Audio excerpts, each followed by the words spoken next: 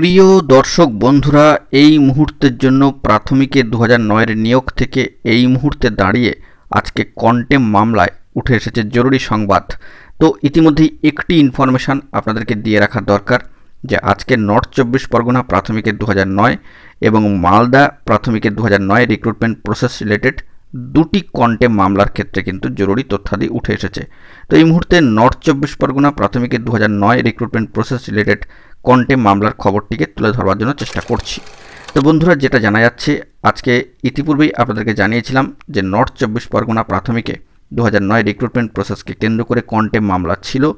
অবশ্যই এই মামলার ক্ষেত্রে পরবর্তী শুনানির দিনক্ষণ কিন্তু চলে এসেছে, যা অন স্ক্রিনে আপনারা দেখতে পাচ্ছেন। আগামী বুধবারের জন্য অর্থাৎ 26শে ফেব্রুয়ারি 2025। তো সেই দিন কিন্তু আরও এক দফা হিয়ারিংয়ের ডেডলাইন রয়েছে এবং মালদার ক্ষেত্রেও কিন্তু, অর্থাৎ মালদা প্রাথমিকের 2009-এর ক্ষেত্রে কন্টেম্প মামলায়ও পরবর্তী দিনক্ষণ কিন্তু 26শে ফেব্রুয়ারি রয়েছে।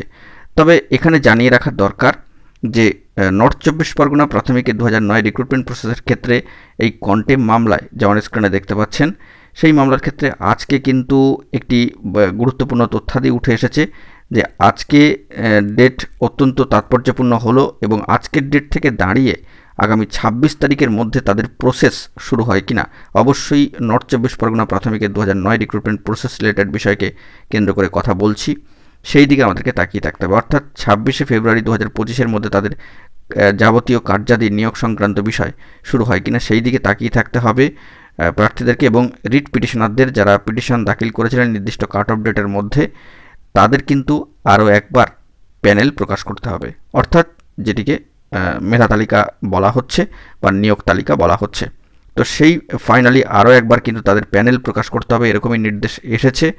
তো এই নিয়ে বেশ কয়েক দফায় কিন্তু তাদের প্যানেল প্রকাশ হলো বা মেধা তালিকা বা নিয়োগ তালিকা যাই বলুন না কেন প্রকাশিত হলো।